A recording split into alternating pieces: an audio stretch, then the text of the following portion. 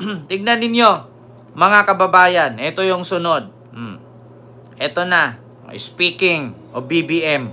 O ito, kita nyo mga kababayan, si Pangulong Bongbong Marcos, mga kababayan, nagkanda, bilat-bilat, nagkanda utin-utin sa pag-iikot kung paano niya susugpuin itong korupsyon. Biruin nyo, si PBBM walang katuwang ngayon. Walang katuwang sa gobyerno si PBBM. Kung paano niya paunlarin ang bansa. Wala siyang katuwang. Siya lang mag-isa. Tignan nyo, nandun na naman sa Baguio. Tinignan na naman. Eto mga kababayan, kita nyo? Nangako si PBBM. Ano ang sabi niya? Hindi daw siya bababa sa Malacanang hanggat hindi natapos itong flood control issue na to. At sugpo-sugpo ang problema. Samantalang si Sara, nag-iikot kung saan-saan, di pogang lintian. Eto, continue. I am here together with Mayor Benji Magalong to inspect some of these problematic again flood control projects. I think you can see for yourself na talagang hindi trinabaho ng mabuti ito. Dahil yung ginawang slope protection supposedly dito ay bumigay kagad. Sinama, pati yung slope protection na dapat na nandyan na hindi ginawa ay gumuho lahat ito, bumagsak. Ito mga kababayan, yung binisita ni PBBM ngayon, alam nyo yung pangpang? Alam nyo yung bangin? Dapat, di ba, kung makita ninyo sa Hong Kong, sinong nakapunta ng Hong Kong umakyat papuntang Victoria, sa Peak? Di ba yung bawat kalsada dyan sa Victoria, sa Peak, yung gilid nila, bangin. Nakita nyo yung mga simento, yung gilid ng bangin nila, nakasimento. Lahat ng simento dyan, may mga bakal yan, naka-XXX, bago buhusan ng simento. Yung mga bakal niya, nakatali yan, nakaganon yan, naka-XXX yan lahat. Bawat gilid ng lupa, ng bangin. Ito, ipakita ko sa inyo. Hanap tayo sa TikTok kung paano ginawa. Chinese. Wait lang ha. Ito construction. Para makita ninyo, mga kababayan. China ki road. This China has gone absolute. China's just taken road Ayan. Kita nyo mga kababayan, yung gilid ng kalsada sa China. Kita nyo? Katulad nyan. Nakita nyo yung mga bakal na yan, mga simento yan. Yung gilid ng kalsada, may bangin. Yung gilid ng bangin na yan, puro bakal yan bago binuhusan ng simento. Bago buhusan ng simento yan, may mga bakal yan. Nakalagay, nakabaon. Samantalang yung sa Baguio, ilang milyon ang pondo, 2 bakal lang nilagay sa lupa, binuhusan ng simento. Kaya ngayon pag nag-ulan ng malakas, yung simentong dumikit doon sa lupa, pag nag-landslide, tanggal. Bakit nadurog yung simento na nireklamo ngayon ni PBBM? Bakit? Kasi walang bakal. Binuhusan lang ng simento. Ang simento kasi, pag naulanan yan, pag nag-landslide, sasabayan doon sa lupa. Mabibiyak din. Pero kung merong bakal yan, merong concrete yan sa loob ng simento, hindi yan basta-bastang, babaliktad. Putang ina mo, Roberto. Panlaan ang pangit ng apelyido mo. Sing-uta ka nitong mga gumawa ng flood control sa panahon ni Digong. Ayan kita nyo, ayan yung kalsada. Alam nyo kung bakit hindi nababahala ang China pagdating sa mga ganyan? Kasi nilagyan nila ng mga bakal. Yung pinoproblema ni PBBM, walang bakal. Binuhusan lang diretso. Ito pa nga, nag-layer-layer pa nga Layer-layer pa nga yung kanilang kalsada. Ayan yung gilid ng kalsada, naka-layer-layer yan. May mga simento, may mga bakal yan. Samantalang dito, sa Pilipinas, tiknot yung bundok hinati, ginawang kalsada. Kung sa Pilipinas yun, pag hinati mo yan, magugulat ka, landslide na, nasara na yung kalsada. Walang pundasyon. Si Romel, walang pundasyon.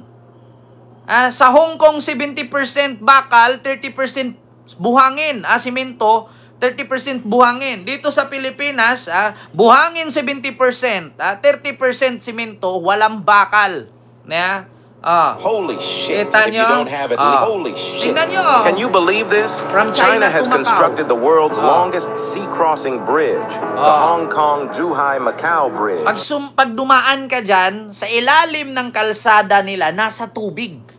Nasa dagat. Slope protection tawag dyan, sabi ni Jingpi. Ang problema nga lang, Jingpi, paano magkaroon ng slope protection? Kaya nga nireklamo ni PBBM ngayon, eto, yung sinabi niyang bumigay. Kasi walang bakal. Ito. Kita nyo naman. I am here together with Mayor... Kita nyo yung nasa likod ni PBBM, bumigay. Nawala yung simento. Ganyan kung paano kinurakot. Take note mga kababayan, yung project na yan, panahon pa ni Digong yan.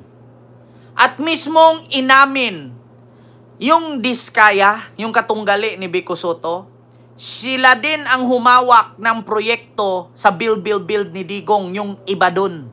Mula 2017, 2018, sila din ang may hawak ng proyekto. Lahat din palpak. Diba?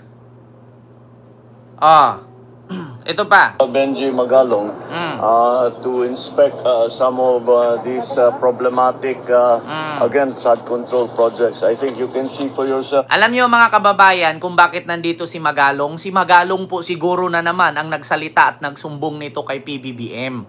At ngayon para paniwalaan siya ni PBBM, para alam niyo yung palakasan, alam niyo yung pasipsipan. Siyempre kahit kung sakali na hindi man siya ang mayor diyan, di malamang sa malamang, papaniwalaan siya ngayon ni PBBM. Bakit? Napatunayan Di ba? Ganun lang naman mga kababayan. Sa trabaho kasi mga kababayan, hindi nawawala ang sipsip. Siyempre, tanungin mo, Tuga Binggit, mayor ba si Magalong dyan? Sabihin natin hindi. Malay mo na silip niya yan. Sunumbong niya kay PBBM. Ang tawag dun sipsip. Na talagang hindi trinabaho ng mabuti ito. Dahil yung ginawang slope protection supposedly dito ay bumigay kagad. Sinama. Pati yung slope protection na dapat na nandyan na hindi ginawa ay diba? Sinabi din ni PBBM, pati slope protection wala. Simento lang binuhos diretsyo. Ngayon, mga kababayan, kung walang slope protection, ibig sabihin, pag nabasa ng tubig yun, pag na-landslide yun, matatanggal pati simento. Kasi lupa lang lupa, simento lang magkadikit. Pag hindi mo lalagyan ng bakal yan, or sabihin natin na tawag doon kabilya. Kabilya ang tawag niyan sa mga construction Yung bakal na mahahaba, parang stick, tapos tatalian mo ng wire. Yung malambot na wire, ikot-ikot mo para pangsilbing tali niya. Katulad na pag gumawa kayo ng haligi sa bahay, di ba may kabilya? May bakal muna bago buhusan. So, walang slope protection. Ngayon, talagang bibigay. Tignan nyo mga kababayan, si PBBM, todo, ikot. Si PBBM, todo hanap ng paraan kung paano masolusyonan. Samantalang si Inday Buday, lipad dito, lipad doon. Ewan ko kung anyari doon. Pumunta ng ibang bansa, Netherlands, tapos bablog-vlog, ultimo sa CR, nag-vlog, parang tanga. Sa loob ka ng CR, nagbablog ka, kung hindi ka ba naman tanga.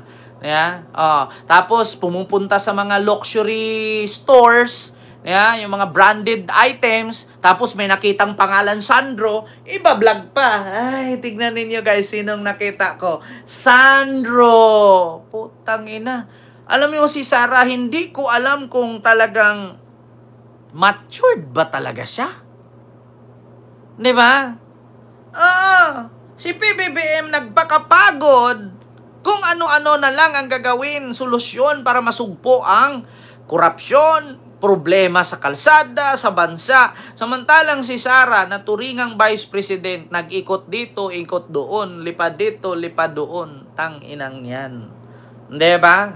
Eto, Mga kababayan, kita nyo, kung anong ginagawa ni Sara? Ito. Sara Duterte. Sara, nag-vlog. Putang ina. Ito na, nag-vlog sa Netherlands. Sa totoo lang mga kababayan, si PBBM napapagod sa kakaikot. Ayan o. Vlogger. Yeah. Ako diri sa Netherlands. Di pa tawag mi. Sa ako ang amahan. Tingalig ihatag na niya ang bato ni Darna. Mag-check-in point na lang mi. Magsuon kung kinsa ang tagapagmana ng bato ni Darna. Na-flash na gid si Kitty. Nawa na gid siya. Ang iyahang panangid, malibang. Putang ina, Si Kitty daw nawala. Ang paalam daw ni Kitty, tatae. Biruin mo, nag-vlog ka, tapos isasalita mo pa. Nawa na jud si Kitty. Na-flash na jud si Kitty. Ang iyang pananghid, malibang. Ibig sabihin kasi, sa Bisaya, ang malibang, tatae. Sa Tagalog, ang malibang, masaya. Tingnan ninyo, nawa na gid si Kitty. Asa na to siya? Asa na to siya?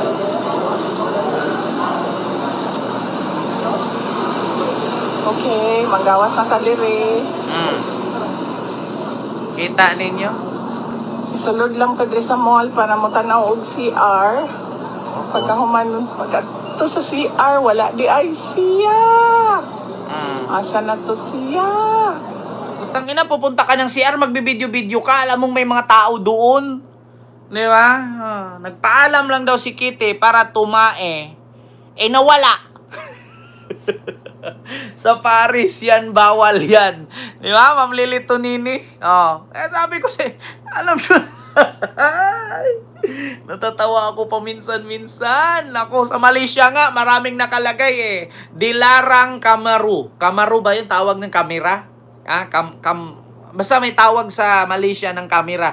Iba ang salita sa kanila. Pag sinabing dilarang, bawal. Bawal camera, bawal video, bawal picture. Nakalagay naman yan May note yan Camera tapos naka-slide red. Ito pa. Netherlands. Di pa tawag mi. Sa ako ang amahan. Tingalig ihatag na niya. Ayan pa. Asan ka? Bakit wala ka, Aldo? Nagipangita si Aldo. Asa si Aldo diya? Nagtrabaho? Nagtrabaho pa si Aldo, uy. Di na lang sa nato siya bang samog-samog. Tignan mo, Para siyang, wala na akong problema, natutuwa ako sa kanya. Asan ka? Bakit wala ka, Aldo? Pero yung mga pulis na sila diri sa kuan. Kagwapo gud sa mga pulis diri sa. Putang ina, pati pulis kagwapo daw sa mga pulis. Netherlands mo? Ang gwapo daw mga pulis sa Netherlands. Yung pulis natin doon, si Torre. Tignan nyo. Ang gwapo daw ng mga pulis sa Netherlands. Pero ang pulis daw natin doon, si Torre, pangit daw. Utang ina, Sara, kung ano-ano pinagsasabi mo. Ang gwapo-gwapo ng mga pulis dito, sa Netherlands. Tingnan nyo mga pulis sa atin, si Torre. Utang ina, si General Torre, pinagtitripan mo pa, pangit daw, Murang unggoy daw. Kahit may edad na. Gwapo pa rin. Si Tori man parang unggoy. Tignan mo, si Tori daw parang unggoy. Putang inang yan. Diyos mio, Marimar. Vlogger ng kumari mo, Kenta. Kumari Inday, turuan kita mag-vlog para ma-monetize ka. Alam ko may channel to hindi minonetize. Tignan ninyo, kagwapo daw ng mga pulis sa Netherlands, pero yung pulis daw sa Pilipinas, si Tori, murag unggoy. Putang ina talaga. Tingnan nyo kung anong ginagawa nyo. Kaikot-ikot, titignan nyo mga gwapong pulis, magbablog sa CR. Samantalang si PBBM dito, putang ina, nagkautin-utin. Kakahanap ng paraan. Paano sugpuin yung sirang kalsada. Mga proyektong binulsa. Nag-umpisa yan sa panahon ng tatay niya. Sa hinaba-haba ba naman ng prosesyon, kay digong pa rin bagsak. Diba? Ng pagsisisi sa flood control. Ay, Diyos ko. Punyemas na yan. Kita nyo, mga kababayan? Ito, sunod, mga kababayan. Panghuli nating pag-uusapan.